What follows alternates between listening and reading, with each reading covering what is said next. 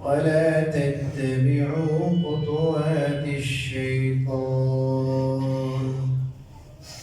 إنه لكم عدو مبين. وقال النبي عليه الصلاة والسلام الراشي والمرتشي كلاهما آثمان، أو كما قال النبي عليه الصلاة والسلام। সম্মানিত মুসলিম کرام, প্রথমেই মহান আল্লাহর দরবারে অসংখ্য অগণিত শুকরিয়া জ্ঞাপন করি যে তিনি আমাদের সবাইকে আজকে এই বরকতময় দিনে, ফজিলতপূর্ণ দিনে সমস্ত ঝামেলা থেকে কাটে করে তারপরে আসার তৌফিক দান করেছেন। আলহামদুলিল্লাহ। গত সপ্তাহে আপনাদের সামনে আমি হালাল খাওয়া, হারাম থেকে বিরত থাকা এই বিষয়ে প্রাসঙ্গিক আলোচনা, একটি আংশিক আলোচনা সুদ বিষয়ে কোরআন ও সুন্নাহ থেকে কিছু আলোচনা করেছিলাম। এই সুদ থেকে মুক্তির জন্য আমাদের ব্যক্তিগত কিছু মেহনত এবং কিছু উদ্যোগ, সামাজিক এবং সবচেয়ে বড় উদ্যোগ হওয়া দরকার রাষ্ট্রীয়। এখন যদি আপনার যারা সুদের কারবার করে এদেরকে যদি সামাজিকভাবে মানুষ বয়কট না করে, যারা সুদী কারবারে লিপ্ত তাদের সাথে যদি সুসম্পর্ক রাখে এবং রাষ্ট্র সুদী কারবারকে শুধু বৈধতা দেয় না, বরং রাষ্ট্র নিজেই সুদী কারবারে যদি লিপ্ত থাকে, তো এই দেশকে সুদমুক্ত করা অনেক মুশকিল। সবচেয়ে বড় সমস্যা যে জায়গায়, এই দুনিয়াতে আসার পরে আমরা প্রত্যেকেই মনে করি আমরা স্বাধীন, আমরা স্বাধীন দেশে স্বাধীন মানুষ। প্রত্যেকে যার যার বিবেক বুদ্ধি এইটাকেই সব মনে করে যে বিবেক বুদ্ধি আলো, এটাই আলো মনে করে। কিন্তু একজন মুসলমান যে সে শুধু তার বিবেক বুদ্ধি দিয়ে চলে না, তার বিবেক বুদ্ধি পরিচালিত হয় ওয়াহির আলোতে। অর্থাৎ একজন মুসলমান সে মনে করবে যে আমি দুনিয়াতে নিজে নিজে আসিনি, আল্লাহ আমাকে সৃষ্টি করেছেন, আল্লাহ আমারে পাঠিয়েছে, এবং আল্লাহ যেমন এই দুনিয়াতে আমি বেঁচে থাকার জন্য অক্সিজেনের ব্যবস্থা করেছেন, পানির ব্যবস্থা করেছেন, খাবার দাবারের ব্যবস্থা করেছেন, এই পৃথিবীর জমিন আসমান সব আল্লাহ। আমি নিজে, আমরা নিজেও আল্লাহ। আমাদের মাথা থেকে পা পর্যন্ত সব পার্টস গুলো যা কিছু আছে সব সৃষ্টি আল্লাহ করেছে। এই জমিনের এক ইঞ্চিও কেউ সৃষ্টি করেনি। এই কথা আল্লাহ বলেছেন, আল্লাহ লাহুল খালকু ওয়াল আমর, যে জেনে নাও আল্লাহ এটা সতর্কীকরণ শব্দ, আল্লাহ এটা সতর্কীকরণ, যে জেনে নাও, খবরদার, লাহুল খালকু, যে সৃষ্টি একমাত্র তারই। অর্থাৎ এই পৃথিবীর কোন মানুষ আছে, কোন বৈজ্ঞানিক, কোন ডাক্তার আছে, কোন মানুষ সৃষ্টি করতে পারবে? বলেন, সৃষ্টি করা এটা একমাত্র কার কাজ? আল্লাহর কাজ। এবং হুকুম যেটা, যে সৃষ্টি যিনি করেছেন হুকুম তার হবে। এখন আমরা এটা স্বীকার করি, আমরা আল্লাহ রাব্বুল আলামিন, কথায় কথা বলি আল্লাহ রাব্বুল আলামিন, মানে সবকিছু পালন কর্তা কে? আল্লাহ। রব যিনি অনস্তিত্ব থেকে অস্তিত্ব দান করে, তারপরে ধাপে ধাপে যখন যা দরকার সব সরবরাহ করে পালেন পোষেন, তাকে কি বলে? রব বলে। রব। আল্লাহকে আমরা কি বলি? বলেন রব বলি না? আমি অনেকদিন বলেছিলাম যে 4 রাকাত নামাজে আমরা 44 বার আল্লাহ রব বলে স্বীকার করি। কতবার? 44 বার আমরা স্বীকার করি আল্লাহ আপনি আমাদের কি রব। প্রথমে আমরা আল্লাহু আকবার বলি, তখন দাঁড়াই, প্রথম শব্দই আমরা ওয়ার্ড আলহামদুলিল্লাহি রাব্বিল আলামিন, 1 নাম্বার না? তারপরে যখন আমরা কেরাত পড়ে রুকুতে যাই তখন আমরা তিনবার কি বলি ভাই? সুবহানা রাব্বিয়াল আযীম। কয়বার? তিনে আর একে কত হলো? 4। তারপরে যখন আমরা দাঁড়াই তখন রব্বানা লাকাল হামদ বলি না? আল্লাহুম্মা রব্বানা বলেন, রব্বানা ওয়া লাকাল হামদ, অনেকগুলো আছে হাদিস, সব ঠিক আছে, সমস্যা নেই। হিসাবটা শুধু রাখবেন। কতবার হয়েছে? 5 বার হয়েছে না? তখন যখন আমরা আবার সিজদাতে যাই কয়বার? সুবহানা রাব্বিয়াল আ'লা, 3 বার না? 5 আর 3 কত হয়? 8। দ্বিতীয় সিজদায় আবার কত? সুবহানা রাব্বিয়াল আ'লা, কত হয়েছে? 11। 4 11 কত? 44। তো 44 বার 4 রাকাত নামাজে আপনি কি করেন? এই যে জুমার আগে 4 রাকাত পড়লেন, 44 বার বলেন যে আল্লাহ আপনি আমার রব, মানে আমি ছিলাম না, আপনি আমার কি দিবেন? মসজিদ দিবেন, আপনি আমার বড় করতেছেন, আপনার জমিনে আমি আছি, আপনি আমার সবকিছু সরবরাহ করেন। আল্লাহ এই কথাই বলছেন, আল্লাহ লাহুল খালকু ওয়াল আমরু। যে প্রথমটা আমরা বুঝি মানি যে আল্লাহ সৃষ্টি আপনার, কিন্তু পরেরটা কিন্তু আমরা মানি না। আল আমর মানে হুকুম, যিনি সৃষ্টি করবেন হুকুম তার চলবে। এটা কোন ধরনের কথা? একটা ইঞ্জিনিয়ার, একজন বৈজ্ঞানিক কোন একটা পার্টস, কোন একটা মেশিনারিজ আবিষ্কার করলেন। সাপোজ আপনি এই মসজিদের জন্য একটা বড় উন্নত মানের একটা জেনারেটর কিনছেন, ওখানে ক্যাটালগ দেওয়া আছে, গাইডলাইন দেওয়া আছে যে এটার মধ্যে পেট্রোল হবে না ডিজেল হবে, এটা কিভাবে চলবে, কত ঘন্টা চলবে, সব কিছু দেওয়া আছে। তো ওটা যদি এমন ভাষায় থাকে, চাইনিজ ভাষায় থাকে, আপনি বলবেন যে ভাই ওটা আগে বুঝে নেয় দরকার। হ্যাঁ, কারণ এটা তো বানাইছে ওরা এই ব্যাপারে ভালো জানে, ঠিক না? ওরা বেশি জানে এটা কেমন ইউজ করতে হবে। যে আমি আমার ব্যাপারে, আমরা আমাদের ব্যাপারে কেন এই চিন্তা করি না যে আল্লাহ আমাদের সৃষ্টি করেছে, আমাদের সফলতা কোন পথে, আমাদের শান্তি কোন পথে, আমাদের মুক্তি কোন পথে, এটা আমরা নিজেরাই বেছে নিলে হবে না। ওটা তিনি সৃষ্টি করেছেন, তিনি দিয়ে দিয়েছেন, একবারে শুরু থেকে দিয়ে আসতেছেন। আসমানি কিতাব, আসমানি কিতাব কে বোর্ড করা? শরীয়তকে, দ্বীনকে। ওইটা না দ্বীন, ওটা আসমানি, ওটা কোনো মানুষের মস্তিষ্ক প্রসূত না, কোনো ডক্টরের দেয় না, এটা 72 সংবিধান না, 16 বার সংশোধন করা লাগে। এটা কিয়ামত পর্যন্ত এই সংবিধান আল্লাহ দিয়ে দিয়েছেন, কোরআন সংবিধান, কিয়ামত পর্যন্ত। এবং এমন সংবিধান যে সংবিধানের একটা অক্ষরের ব্যাপারে যদি কেউ সন্দেহ থাকে, আল্লাহর কসম সে মুমিন থাকতে পারে। একটা অক্ষরের ব্যাপারে, একটা অক্ষরের ব্যাপারে যদি কারো সন্দেহ থাকে, কারণ কেউ যদি বলে শরিয়া এটা আমি বিশ্বাস করি, কত বড় কথা, যে কেউ বলুন ভাই আমরা মুসলমান, আমি হয়তো আপনার যদি সীমাবদ্ধতা থাকে, রাজনৈতিক সীমাবদ্ধতা থাকে, এটা আপনি মাজুর মনে করেন, দোষী মনে করেন, আমি পারতেছি না। ওই পাশ্চাত্য এই যে ব্রিটিশের আইন এখন চলতেছে, কিন্তু আমাদের আইন আদালত ব্রিটিশের আইন, এটা আমাদের জন্য অত্যন্ত কলঙ্কের, অত্যন্ত দুঃখের যে আল্লাহর আইন যিনি সৃষ্টি করেছেন তার আইন আছে। এই কোরআন আপনি তেলাওয়াত করেন, এখানে শুধু কোরআন তো তেলাওয়াত আর তারাবির জন্য না, এই কোরআন এই সংবিধান, এটা সংবিধান। এটা যখন যত চোর বাটপার সিটার যা আছে, কোরআনের সংবিধানের নাম শুনলে এটা মাথা খারাপ হয়ে যায়। যত বাটপারে কোনো সিটার কোনো ধরা পড়ে যাবে, হাত কাটা যাবে, রজম হবে, পাথর দিয়ে নিক্ষেপ করে মারা হবে, কিছু কইলেই আফগানিস্তান হয়ে যাবে দেশ। আফগানিস্তান হলে তো ভালো হবে, খারাপ হবে না। আফগানিস্তানের 4 বছরে কি করেছে পুরো পৃথিবীতে দেখাই দিচ্ছে। ওরা বিভিন্নভাবে আপনার আমেরিকা ওদের উপরে চাপ সৃষ্টি করেছে বিভিন্নভাবে। ওরা বলছে আমরা ডোন্ট কেয়ার, আল্লাহ নাই, এটা বাস্তবায়নের জন্য 20 বছর রক্তক্ষয়ী যুদ্ধ করেছি নেটোর বিরুদ্ধে, আমেরিকার বিরুদ্ধে। আমরা আল্লাহর আইন থেকে এক নুক্তা পরিমাণ আমরা এদিক ওদিক সরব। এদের যে আমরা 70 আফগানি $1 দিতেছি, আগে ছিল 140, 150, 130 এরকম, মানে কত উন্নতি, ডবল থেকে বেশি উন্নতি হয়েছে। আমরা বাংলাদেশে 122 টাকায় $1।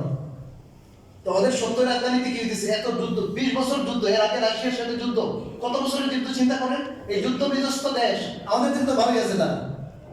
কথায় কথা বলে আফগানিস্তান হয়ে যাবে দেশ। জিজ্ঞাসা করে আপনারা যদি রাষ্ট্রীয়তে যান, এটা কি আফগানিস্তান হবে কিনা, আপনারা কি ই করবেন কিনা, ইসলামী আইন কি দেশ চালাবেন কিনা, মানে এদের মাথা খারাপ। তাহলে মানে রাষ্ট্র হয়ে যাবে, ক্লিয়ার কাট কথা ভাই। আপনারা সবাই মুসলমান, আমি মুসলমান, আমরা যাবো, মরবো, এবং প্রথম প্রশ্ন হবে মার রব, তোমার রব কে? দ্বিতীয় প্রশ্ন তোমার দিন কি? এই ক্ষেত্রে যে আমার দল বড় না, ইসলাম ইসলাম বড়, এটা মনে রাখবো।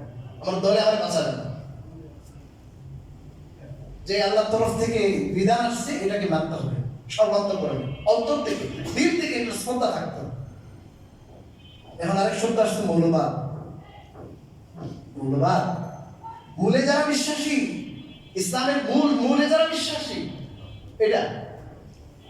এটাতে কি ভয়? আপনাদের ভয় কিসের? এখানে ইসলাম চরমপন্থায় বিশ্বাস করে না। ইসলাম ভারসাম্যপূর্ণ ধর্ম, কোন চরমপন্থায় আমরা বিশ্বাস করি না। কেউ যদি চরমপন্থা বাংলা বাড়ির মতো করে, এটা ইসলাম না।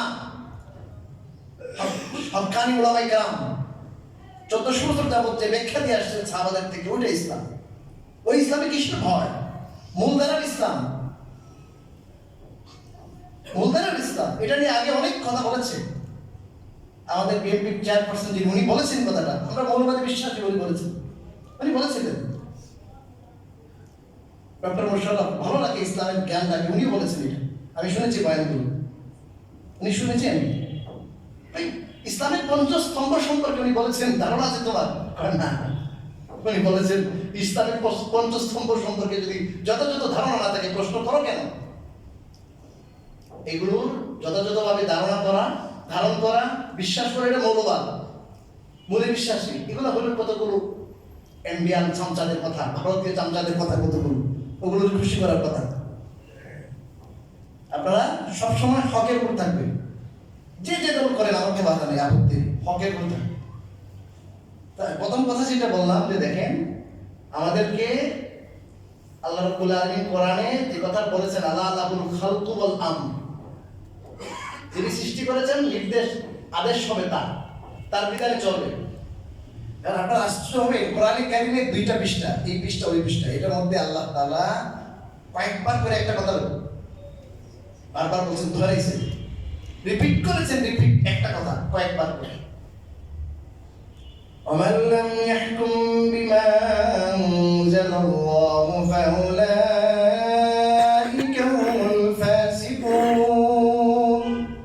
আল্লাহ বলেন, যারা আল্লাহ যা নাযিল করেছেন আসমান থেকে, যে দ্বীন আর শরীয়ত, এই সংবিধান, আল্লাহর বিধান অনুযায়ী যে ফয়সালা করবে না, তারা ফাসিক। আবার একটু পরে আল্লাহ বলেন, ومن لم يحكم بما أنزل الله فأولئك هم الظالمون। আল্লাহ যা নাযিল করেছেন, যিনি সৃষ্টি করেছেন, তিনি দিয়েছেন যেটা পারফেক্ট, ওটা। এখন যদি এটা দিয়ে কেউ ফয়সালা না করে, ভিন্ন কিছু নিজের সংবিধান দিয়ে, তারা হলো জালেম। আবার আল্লাহ বলেন, ফাউলাইকা হুমুল কাফিরুন, তারা হলো কাফির। কত বড় কথা! আমাদের জন্য দুঃখের বিষয়, বাংলাদেশ স্বাধীন হয়েছে অনেক আগে। তারপরে একটু পিছনে যান, ব্যাক করেন। 40-এ যখন দেশ ভাগ হয়েছে, দেশ কেন ভাগ হয়েছিল? দেশ ভাগ হয়েছিল ওই দেশে থাকলে, ওই দেশে হিন্দুত্বের আধিপত্য না হলেও এদের আধিক্য, তাহলে ওখানে একসাথে মিলেমিশে থাকা অবস্থায় ইসলামী আইন বাস্তবায়ন করা যাবে না, আল্লাহর সংবিধানে দেশ চালানো যাবে না। তখন ওলামায়ে কেরামের মধ্যে একদল ওলামায়ে কেরাম এবং ব্যাপক হারে মুসলমান, আপমর জনসাধারণ, তারা বলেন আমাদের একটা ভূমি থাকা উচিত আলাদা, ওই জায়গায় আমরা সব মুসলমান থাকবো, মেজরিটি মুসলমান, ওখানে আমরা ইসলামী আইন অনুযায়ী দেশ চালাবো, আল্লাহর বিধান, আল্লাহর সংবিধান অনুযায়ী দেশ চলবে। এই জন্য এই কথার উপরে দেশ ভাগ হয়েছিল, এই কথার উপরে দেশ ভাগ হয়েছিল। পূর্ব পাকিস্তান, পশ্চিম পাকিস্তান তো পরে, আরো পরে, কিন্তু ওটা কিন্তু বলে না, এখন বলে দেশ সভা, ধর্ম যার যার, রাষ্ট্রসভা, ধর্মকে মাইনাস করা হচ্ছে। অথচ আমি এই কথা নিশ্চিত ভাবে বলতে পারি যে যদি ইসলামের বিধিবিধান অনুযায়ী যদি এই দেশ চলে, এই দেশে বর্তমানে বৌদ্ধ যে অবস্থায় আছে, বর্তমানে হিন্দু যে অবস্থায় আছে, বর্তমানে ছাকমা মারমা যে অবস্থায় আছে, আল্লাহর কসম এর চেয়ে ভালো অবস্থায় থাকবে। এদের মন্দিরে আগুন লাগানো হবে না, রাজনৈতিক স্বার্থ সিদ্ধির জন্য হানাহানি হবে না, মারামারি হবে না, কাটাকাটি হবে না, লুট হবে না, চাঁদাবাজি হবে না, সব বন্ধ হবে। হিন্দু, বৌদ্ধ, চাকমা, মারমা যত সংখ্যালঘু আছে, এরা ইসলামী হুকুমত কায়েম হইলে, ইসলামী আইন বাস্তবায়ন হইলে বর্তমান থেকে আরো ভালো থাকবে ইনশাআল্লাহ। কি থাকবে বলেন? ভালো থাকবে, এরা মজলুম হবে না। কিন্তু দুঃখজনক হলো আজকে মুসলমানরাই ইসলাম চায়, নামে মুসলমান, নামে। আমি আয়াত তেলাওয়াত করেছি, ইয়া আইয়ুহাল্লাযীনা আমানু, হে ইমানদারগণ, উদখুলু ফিস-সিলমি কাফা, তোমরা পুরোপুরিভাবে ইসলামের মধ্যে ঢুকো। কথা বলেছেন কাফেরদের কেন? কাকে বলেছেন? মুসলমান যারা ঈমান এনেছো। মুখে জমা করেছেন নাম ঈমান না। আল্লাহ রাসূল আল্লাহর তরফ থেকে যা কিছু নিয়ে আসছেন বিনা দ্বিধায়, বিনা দ্বিধায় ওটাকে মেনে নেওয়ার নাম কি? ঈমান। উদ্দেশ্য স্বীকার করার নাম ঈমান, বাস্তবায়ন করার নাম ঈমান। আল্লাহ বলেন, ইয়া আইয়ুহাল্লাযীনা আমানু, হে ইমানদারগণ যারা ঈমান এনেছো, উদখুলু ফিস-সিলমি, তোমরা ঢুকো ইসলামের মধ্যে কাফাতান, পরিপূর্ণভাবে। কিভাবে বলেন? পরিপূর্ণ। কিছু মানি আর কিছু পর্দার বিষয় গেলে এটা তো মানা যাবে না। সামাজিক মুসলমান আমরা। কি মুসলমান? সামাজিক মুসলমান। তাহলে হবে কেন? এই সুদ থেকে বাঁচার জন্য এই রাষ্ট্র একবারে সহজ।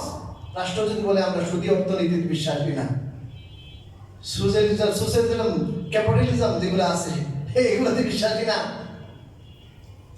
তাইলে কিসে বিশ্বাসী? যে আমরা আল্লাহর আইনে, আল্লাহর বিধানে বিশ্বাসী। তাইলে আল্লাহর বিধান অনুযায়ী এরাই সুদকে কি করে দেবে? খতম করে দেবে, সুদ রাখবে না। এই জন্য কোরআন কি বলেছে দেখেন, الذين إن مكناهم في الأرض أقاموا الصلاة وآتوا الزكاة وأمروا بالمعروف ونهوا عن المنكر। যারা রাজনীতি করেন, সামনে ক্ষমতায় আসার চিন্তা করেন, তাদেরকে আল্লাহ বলতেছেন যে তাদেরকে আমি দুনিয়ায় কি দেই? যদি ক্ষমতা দেই, কি দেই? শাসন ক্ষমতা দেই। তারা তাদের কাজ, প্রথম কাজ কি? তাদের প্রথম কাজ নামাজ কায়েম করবে। তারা কি করবে? নামাজ কায়েম করবে। তারা যাকাত দিবে, যাকাত। আর এটা দুইটা বেসিক বিষয় বললেন, বুনিয়াদি বিষয়। একটার সাথে মানুষের শরীরের সম্পর্ক, শারীরিক ইবাদত, আর একটা আর্থিক। তারপরে আল্লাহ ব্যাপকভাবে বলেন আমারু বিল মারুফ, এর সৎ কাজের আদেশ করবে। কোরআনের যত কি আছে, নির্দেশনা আছে ইতিবাচক, যেটা করণীয় কোরআন হাদিসে, ওটাকে তারা বাস্তবায়ন করবে। বলবে এটা করো, এটা করো, এটা করো। ওয়া নাহাউ আনিল মুনকার, যত মুনকার আছে, নাজায়েজ কাজ আছে, অসৎ কাজ আছে, সেটা থেকে তারা পালন করবে। এটা তাদের কাজ। অবিচার, অত্যাচার, অনাচার, সুদ, ঘুষ, দুর্নীতি, হ্যাঁ, এই সবগুলোকে তারা ক্লোজ করে দিবে, বন্ধ করে দিবে। এরা রাষ্ট্রীয় চাপ সৃষ্টি করবে, বল প্রয়োগ করবে, সর্বদা বল প্রয়োগ করে তারা সমস্ত দুর্নীতি বন্ধ করবে, সুদ বন্ধ করবে, ঘুষ বন্ধ করবে, চাঁদাবাজি বন্ধ করবে, ব্যভিচার বন্ধ করবে, বেহায়াপনা বন্ধ করবে, সব বন্ধ করবে। এটা ইসলামী হুকুমত যারা করবে তাদের কথা আল্লাহ বলছে যে আমি যদি তাদের শাসন ক্ষমতা দিই, তাদের এই কাজ। শতভাগ মুসলমান যেন নামাজি হয় সেটা নিশ্চিত করবে। শতভাগ মুসলমান যেন রোজাদার হয় নিশ্চিত করবে। শতভাগ মুসলমান যেন ঠিক মতো যেন নেশাব অনুযায়ী যার যার যেভাবে আল্লাহ তাআলা মাল দিয়েছেন যতটুকু যাকাত যেন দেয়, এটা যেন নিশ্চিত হয়। এটা অভাব থাকবে না, দুর্নীতিও থাকবে না। কে কারে একবার সবাই তো কি মাল পাইতেছে সমান হারে। তো এটা আজকে আমাদের জন্য অত্যন্ত দুঃখের যে আমরা আমাদের রাষ্ট্রের কর্ণধার যারা স্বপ্ন দেখে ক্ষমতায় আসবে, আমরা এটাতে বিশ্বাস করছিলাম, করতে পারছিলাম। এই শিক্ষাও নাই, বুনিয়াদে গলত বুনিয়াদে আমাদের শিক্ষা যে ধারাটা আছে, ওই ধারার মধ্যে তো ওটা নাই। ওটা তো ব্রিটিশরা রেখে গেছে, যে ওইটাই চলতেছে। ইন্টারমিডিয়েট পাস করে ফাতিহা ঠিক মতো পড়তে পারে না, সালামটাও ঠিক মতো দিতে পারে না, কি করবে? যাই হোক, আমাদের বলারটা বলছি, কোরআন হাদিসের কথা বলতে হবে ভাই, হক কথা তিতা হইলেও বলতে হবে। এটা আমাদের জিম্মেদারি, ডিউটি। তো যাই হোক, তো সুদকে বন্ধ করার ওয়েটা একটা হলো রাষ্ট্রীয়, আর সামাজিক উদ্যোগ কি? যেটা আবু দাউদ শরীফের হাদিস। আবু দাউদ শরীফের হাদিস হলো বনী ইসরাইলের অধঃপতন হয়েছিল কেমনে? ওই বনী ইসরাইলের অধঃপতন হয়েছিল কোনো খারাপ কাজে কেউ লিপ্ত আছে, সুদ খায়, মদ খায়, ঘুষ খায়, ব্যভিচার করে, 2 নম্বরই করে। এলাকায় দেখা হয়েছে যে ভাই এই কাজ তো ভালো না, তুমি সুদ খাও কেন? তুমি বেবিচার করো কেন, জুলুম করো কেন, এটা বাদ দাও, এটা ভালো না। এটা সুম্মা ইয়ালকাহু মিনাল গাদ, আগামীকালকে আবার পেটালোকে দেখা রাস্তায় ওই আগের অবস্থায় পড়ে এখনো সুদ খা, আগের দুর্নীতি এখনো, আগের 2 নম্বরই এখনো করে। কিন্তু এই দুর্নীতি, 2 নম্বরই, সুদ, ঘুষ, বেবিচার সব কিছু চলতেছে, বাধা দেওয়ার পরও সে মানে না। কিন্তু এরপরও তার সাথে তাদের সম্পর্ক কি ছিল? ঠিক ছিল। একসাথে হোটেলে খায়, একসাথে খাওয়া দাওয়া করে, একসাথে চা পান করে, সামাজিকভাবে একসাথে চলে, কোনো বয়কট টয়কট নাই। এটার কোনো কি প্রভাব তাদের মধ্যে পড়ে না। একসাথে খাওয়া দাওয়া করে, একসাথে পান করে, সমাজে একসাথে চলাফেরা করে। এটা আল্লাহর কাছে খুব কি লাগলো, খারাপ যে কি এরা আমার বিধান মানে না, আমার হুকুম মানে না, এরা 2 নম্বর পথে চলে, কিন্তু তাদের সাথে তোমরা চলো কেন, তাদেরকে বয়কট করো না কেন? এই জন্য আল্লাহ রাব্বুল আলামিন ভালো মানুষ কি করেছিল, হ্যাঁ, এই ভালো মানুষের অন্তরটাও খারাপের মতো করে দিলেন, মিলাই দিলেন। এইভাবে সর্বপ্রথম কি শুরু হয়েছে? অধঃপতন। লা'আনাল্লাযীনা কাফারু মিন বানি ইসরাঈল আলা লিসানি দাউদ। আল্লাহ রাব্বুল আলামিন বলেন দাউদ আলাইহিস সালাম, ঈসা আলাইহিস সালামের জবানে আল্লাহ রাব্বুল আলামিন এই বনি ইসরাঈলকে অভিশাপ দিয়েছেন। যালিকা বিমা আসাউ ওয়া কানু ইয়াতাদুন। অভিশাপ কেন দিলেন? এরা নাফরমানি করত, নিজের গুনার কাজ করত, সীমালঙ্ঘন করত। কানু লা ইয়াতানাহাউনা আন মুনকারিন ফাআলু। একে অপরকে বাধা দিত না, সামাজিক প্রতিরোধ যেটা ওটা ছিল না। তা আজকে আমি মনে করি আমার আমল আছে, আমার তাহাজ্জুদ আছে, আমার হজ আছে, এটা নিয়ে আমি থাকতেছি। আজকে সামাজিক প্রতিরোধ থাকতো সামাজিকভাবে, তাহলে একজন সুদ খাওয়ানোওয়ালা কিস্তির দোকান খুলে সে কি কষ্ট পারতো না, ভাই আমি কিস্তির দোকান খুলে খবর আছে, এই পূর্ব কাপড়ের সব মানুষকে প্রতিরোধ করবো। প্রতিরোধের অর্থ আমি গণদোলাই দেওয়া না, কিন্তু আপনারা যে শুরু করবেন এটা আরেকটা গণদোলাই দেওয়া না, এই আইনের হাতে না, তার সাথে কোনো সম্পর্ক নেই, আমাদের কোনো লিয়াজু নেই তার সাথে, কোনো লিয়াজু নেই তার সাথে, কোনো সম্পর্ক। আপনার ছেলে নামাজ পড়ে না, 1 বার 2 বার 3 বার বলেছেন মেয়ে নামাজ পড়ে না, ওর সাথে কোনো সম্পর্ক নাই। এখন দেখা যায় ছেলে নামাজ পড়ে, মেয়ে নামাজ পড়ে, ভুল নামাজ পড়ে না, তাকেও ঠিক করতে হবে। আমাদের সমাজটা হয়ে গেছে এমন যে আমি নামাজি, পরিবার নামাজি না হইলে অসুবিধা নেই, আমি দিনদার, পরিবার দিনদার না হইলে সমস্যা নেই, একটা সমাজ তো ফরিক কথা। এই জন্য ভাই এই সুদ ঘুষ যেগুলো আছে এগুলো শুধু ওয়াজ করলে হবে, এগুলো সমাজ থেকে দূর হবে কেমনে, গভীরভাবে চিন্তা করতে হবে। সমাজের মধ্যে ঘুষ ঢুকছে কেন, সুদ ঢুকছে কেন? ঘুষ সুদের বিকল্প কি? ঘুষ যেটা, সুদ আছে, সুদ আগে সুদ ধরেন, পরে আজকে চিন্তা করছিলাম ঘুষের কথা বলবো, সময় থাকলে বলবো ইনশাআল্লাহ। সুদ মানুষের লাভ চায়, আমি আমার এত টাকা আমি বিনিয়োগ করবো, আমি বিনিয়োগ করলে তো লাভ পাবো, আমি ওরে কেন ফ্রি কেন টাকা দিব, এটা চিন্তা করো। ইসলাম বলে তুমি ফ্রি টাকা দিচ্ছ না। من ذا الذي يقرض الله قرضا حسنا فيضاعفه له أضعافا। আল্লাহ বলেন কে আছো যে আল্লাহর ঋণ দিবা, আল্লাহ এটাকে ডবল দিব। সদকা দেন, এটা ঋণ। আল্লাহর ঋণ দিলে মানে আপনি যদি খুব শতভাগ খাঁটি মানুষ হন, পূর্ব কাপড় সবাই চিনে, আপনি আমানত বিশ্বস্ত, আপনি টাকা বলার সাথে সাথে দিয়ে দিবেন, বাবা ইনি 100% টাকা দিব, দিবেন না? 100% কি দিব? টাকা দিব। আরে একবার একজন দুইজনে বলার আগে মানুষকে ভাই টাকা লাগবে নেন, টাকা লাগবে নেন, কারণ বিশ্বস্ত হতে। তো আল্লাহ থেকে বিশ্বস্ত কেউ আছে? আল্লাহ বলেন আল্লাহরে ঋণ দিলে আল্লাহ আবার ব্যাক যখন করবে তখন আরো কি অনেক বাড়াইয়া ডবল। এর অর্থ হলো সদকা দেওয়া। সদকা দিলে আপনি মনে করেন যেন আল্লাহরে কি দিচ্ছেন, আপনি ঋণ দিচ্ছেন, এটা টাকাটা শেষ হয়ে গেল এমন না, এটা আবার আপনি পাবেন। অথবা আপনি কি দিলেন, কাউকে ঋণ দিলেন, একবারে দিয়ে দেন নাই, কিছুদিনের জন্য দিলেন, সে যখন দিবে তখন আপনার সদকার মতোই কি পেলেন, সওয়াব। হাদিসের মধ্যে আসছে কেউ যদি টাইম অনুযায়ী না দেয়, মনে করেন আগামী সেপ্টেম্বরের 20 তারিখে দেওয়ার কথা, সে না দিল, আপনি তাকে মাফ করে দিন, ভাই ঠিক আছে আপনি নেক্সট টাইমে দিয়ে সেপ্টেম্বরের 30 তারিখে দিলে আপনি যেন ওই টাকাটা তাকে দান করে দিই, দানের কি আছে সওয়াব। তো আমাদের সওয়াবের যে দরকার, দুনিয়া যেমন লাভের দরকার, লাভের বুঝ আল্লাহ আমাদের দান করেছেন। লাভের বুঝ বুঝেন, বুঝ না বুঝ, বুঝ আর কি বুঝ, এই লাভ আমি যদি 50,000 টাকায় 10,000 লাভ হয়, তাহলে আমি 10,000 টাকা আমার বেনিফিট হইল।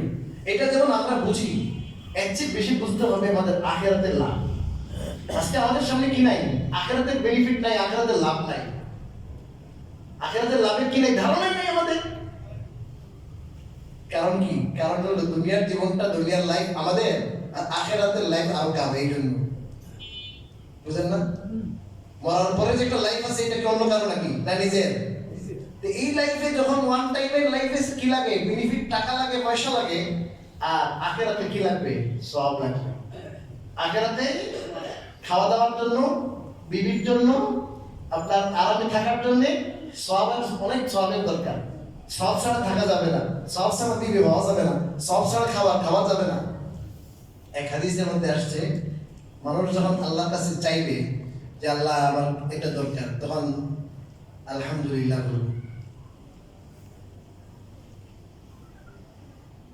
তাহিয়াতুহুম ফিহা সালাম, কি বলবে? সালাম বলবে। ওয়া আখিরু দাওয়াহুম আনিল হামদুলিল্লাহি রাব্বিল আলামিন, আলহামদুলিল্লাহ। সে যখন কিছু চাইবে, তো চাওয়ার সাথে সাথে তার সামনে একটা প্লেট আসবে, ডিশ আসবে। ডিশের প্রস্থ হলো 1 মাইল বাই 1 মাইল। কত মাইল? 1 mile by 1 mile. কথা বলছে এত বড়। 70,000 তার মধ্যে কি থাকবে? পাত্র থাকবে 70,000। এই পাত্রগুলো সবগুলো স্বর্ণের থাকবে। আর সবগুলোর মধ্যে যে খাবার আছে, একটার সাথে একটা মিলবে, সবগুলো ভিন্ন ভিন্ন স্বাদে। এই যে খাবারটা খাবেন না, এই খাবারের বিলটা আগে পে করতে হবে। ওইটা হলো সওয়াব। তার মধ্যে কি দরকার বলেন? অনেক কিসের দরকার? সওয়াবের দরকার। তো আপনি একজনকে দান করবেন, তাহলে আপনি আখিরাতে কি চিরদিন ভোগ করতে পারবেন এটা। আপনি কাউকে ঋণ দিবেন, চিরদিন ভোগ করতে পারবেন এটা। আর আপনি দুনিয়াতে কি করলেন? 10,000 টাকা কি সুদ খাইছে? মেরাজের রাতে রাসূলুল্লাহ সাল্লাল্লাহু আলাইহি ওয়াসাল্লাম বলেন, আমি দেখলাম কিছু মানুষের পেট হলো বড় ঘরের মতো। কিসের মতো বলেন? ঘর। এই ঘরের মতো, কিন্তু ঘরটা গুলো আয়নার মতো। পেটগুলা কিসের মতো বলেন? ঘরের মতো। কিন্তু ঘরের এখানে কিন্তু কিছু গ্লাসের মতো, গ্লাস সিস্টেম করছে। ভিতরের মধ্যে বড় বড় সাপ। পেটের ভিতরে কি সাপ? বিষধর বড় বড় বিশাল বিশাল সাপ। রাসূলুল্লাহ সাল্লাল্লাহু আলাইহি ওয়াসাল্লাম দেখে ভয় পেয়ে গেলেন। জিবরিলকে জিজ্ঞেস করলেন, দেহা খারাপ, এত মারাত্মক, এত ভয়ঙ্কর, ওর পেটে কি আছে? কি ঢুকছে? সাপ, এবং বিষধর সাপ। এটা দেখলে কিন্তু হুশ ঠিক থাকে না। এগুলো কোথায় ঢুকতে দংশন করতেছে? কোথায়? পেটের ভিতরে ঢুকে। আর পেটটা কিন্তু অনেক বড়। রাসূলুল্লাহ সাল্লাল্লাহু আলাইহি ওয়াসাল্লাম বললেন, হযরত জিবরিল বললেন, হা উলাই আকালাতু রিবা। দুনিয়ায় যারা পেটুক ছিল না, শুধু পেটে ডালো, মাল পাইলেই দিছে। হ্যাঁ, মাল বাড়ার দরকার না। এই সুদ খেতে যারা সুদ খাওয়াই না, এরা হল এরা। চিন্তাই করি নাই তো আমি, যেমন মরার আগে, মরার পরে অপেক্ষা করতেছে, ওই সাপে অপেক্ষা করতেছি, কিস্তির দোকান করে বসে আছে, লাগাই না। সুদি ব্যাংকে টাকা রাখে, লাভ খাইতেছে, এই তো চলতেছে। তো কোনো ব্যবসা কিছু লাগে না, চলতেছে। আসল বিষয় হলো আমাদের আখিরাতের বিষয়ে কোনো ইয়ে নাই, স্বচ্ছ ধারণা নাই, কোনো ফিকির নাই, দান্দা নাই, চিন্তা নাই। শুধু আছে দুনিয়াটা, যে দুনিয়ার 1 মিনিটের কি নাই, ভরসা নাই। এই জন্য এই সুদ ঘুষ থেকে বাঁচতে হলে সর্বপ্রথম কি লাগবে ভাই? এই আখিরাতের চিন্তাটা লাগবে। কি লাগবে বলেন? আখিরাতের চিন্তা, আখিরাতের ফিকির, যে এই কাজটা আমি করলে আমার কি হবে, আখিরাতের কি হবে, লাভ হবে না ক্ষতি হবে। তাহলে আমি কি দিই? ঋণ দিই মানুষকে। ঋণ দেওয়ার যদি অভ্যাস থাকে, হুজুর ঋণ দিলে তো বাটপাড়ি সিটারি করে টাকা দেয় না, না? যে বাটপাড়ি সিটারি করবে, তার ব্যাপারে কি বিধান? তার ব্যাপারে বিধান হলো, মুনাফিকের আলামত আল্লাহ রাসূল বলছেন 3টা। কয়টা? 3টা। এর মধ্যে একটা হলো ইজা ওয়াদা আখলাফা, যখন ওয়াদা করে, ওয়াদা খেলাফি করে। ওটা কইছে যে আমি আগামী সেপ্টেম্বরের 30 তারিখে কি দেব, টাকা দেব, এরপর চম্পট আর নাই। এটা মুনাফিক, মুনাফিকের আলামত এটা। টাকা যদি দিতে না পারেন, 10 দিন আগে বলেন যে ভাই 30 তারিখের কথা ছিল, আমি যে সোর্স থেকে টাকা পাওয়ার কথা ছিল, আমি বোধহয় পাবো না, সর্বোচ্চ চেষ্টা করবো আপনার টাকাটা দেওয়ার জন্যে। যদি না পারি আপনি মাইন্ড করিয়েন না ভাই, আপনি মাফ করে দিন, আমি নেক্সট টাইমে এতদিন সময় নিলাম, আপনি আমাকে দয়া করে সময় দেন।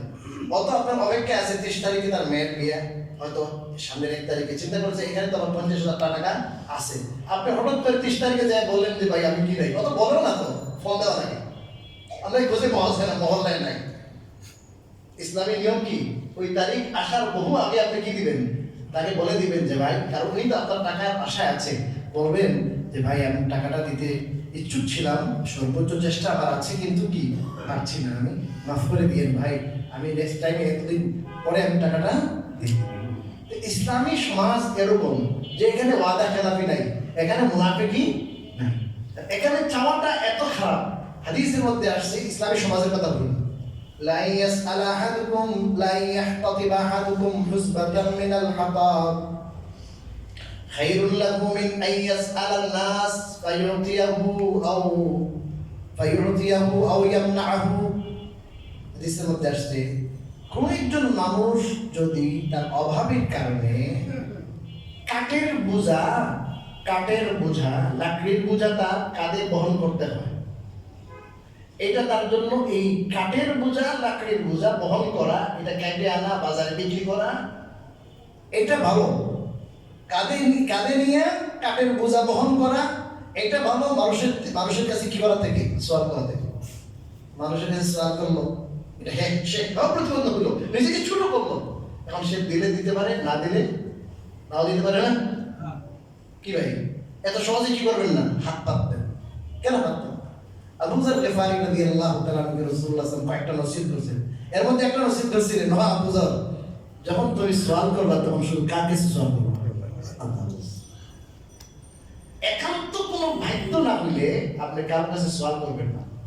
ঋণ করা এটা একটা যদিও সওয়াল না, এটা সাময়িক সওয়াল, যে ভাই আপাতত টাকাটা দেন, কোনো প্রয়োজন ছাড়া, সাংঘাতিক প্রয়োজন ছাড়া একজন মুমিন মুসলমান যার আত্মসম্মান আছে, যার আত্মসম্মান বোধ আছে, গায়রত আছে, সে মানুষের কাছে কি করবে না। ইসলামী সমাজ, এটা ইসলামী সমাজ। সে বলবে আমি নামাজ পড়ি, আমার হাজত আল্লাহ থেকে সে নেবে।